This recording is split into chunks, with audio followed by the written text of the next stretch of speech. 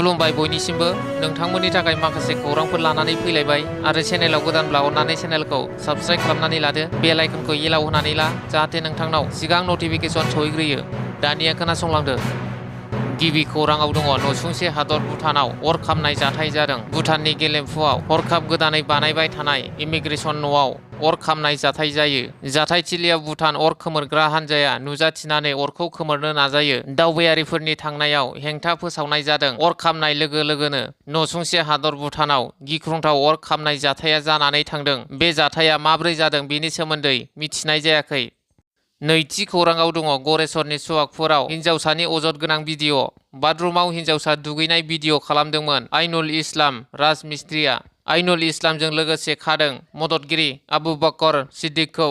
दुथां सानैनिबो न'आ दक्षिण सालमारा जिल्लायाव होनना मिथिनो मोननाय जायो आरो सुवागपुर पुलिसनि जेयाव गोग्लैनानै सिमान जादों। जाथायनि बागै मिथिनो मोननाय बादिब्ला सानैखौबो मिस्ट्रि महरै लाबोदोंमोन थिकादार मइनुल हकआ। थामथि खौराङाव दङ उदालगुरिनि माजबाटआव 14 बोसोरनि हिन्जावसाखौ जिनाहारि। मनरुद्दिन आली मुंनि लांसुनियानि हेंथायै अजद। हिन्जावसानि न'आव मिस्ट्रिनि जगालिमोन मनरुद्दिना न'आव रावबो गैयिनि खाबु लानानै जिनाहारि खालामनो नाजायो।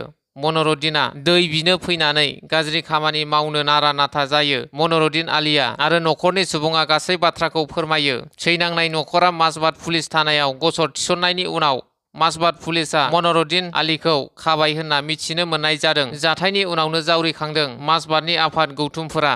मनरुद्दिनखौ एनकाउन्टार खालामनो दाबि दैखाङो हिन्जावसानि बिफाया। ब्रैथि खौराङाव दङ हरिसिंगा समुवापारायाव बिपिएफनि जयनिं हाबाफारि। बिजेपि इउपिपिएल दोलोनिफ्राय 100निबो गोबां सोद्रोमाफोरा बिपिएफ दोलोआव हाबफैदों। हाबाफारियाव बिटिसिनि बारग' बुंथिगिरि त्रिदिप दैमारि, बिटिसि खुंथाय सरकारनि आजिरा मोननाय प्रिन्सिपाल सेक्रेटारि रबिनसन मोसाहारि, बारग' एमसिएलए कार्तिक चन्द्र बर' आरो गोबां दैदेनगिरिफोरा हाबाफारियाव बाहागो लायो। बाथि खौराङाव दङ 10 नं देबोरगाव बिटिसि बियाबनि तितागुरि बिसिडिसिनि सिङाव थानाय बटगाव आरो माजपारा गामिनि सा 18 बिजेपि बिपिएफ आरो गुबुन गुबुन दोलोनि सोद्रोमाफोरा अशक गयारी बिथांजों प्रमद बर' दैदेननाय इउपिपिएल दोलोआव मैया जयनिं जाफैदों।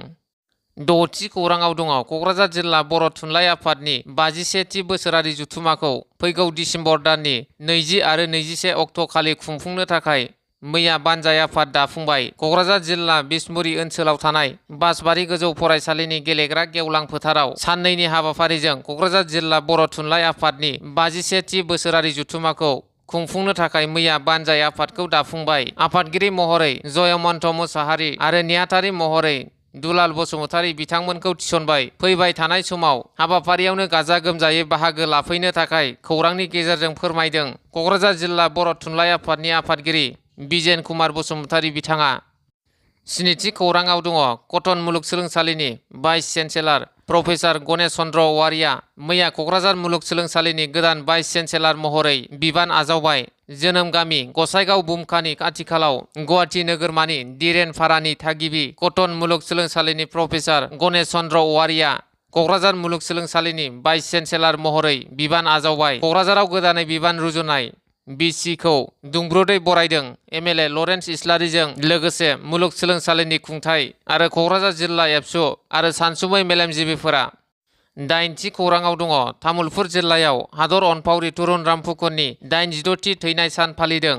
तामुलपुर जिल्ला सुबुं फोनांजाब बिफान आरो जिल्ला खुंथायनि हेफाजाबाव तामुलपुर जिल्ला बेंगिरिनि सावराय जुथुम नब्लाङाव मैया हादर सिबियारि तुरुन फुकननि थैनाय सान फालिनाय हाबाफारियाव जिल्लानि गुबुन गुबुन सरकारि बिफाननि सुबुं थान्दै, गुबुन गुबुन फरायसालिनि फरायसाफोर आरो मावफारियाफोरा बाहागो लायो।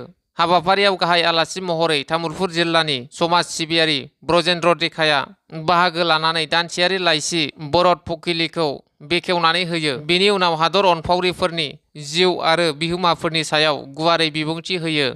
गुथि खौराङाव दङ पिएनआरडि बिफाना बिसिडिसि खोलोबनि सेक्रेटारि मासिनि लिरनाय आनजादनि रिजाल्टखौ फोसावबाय।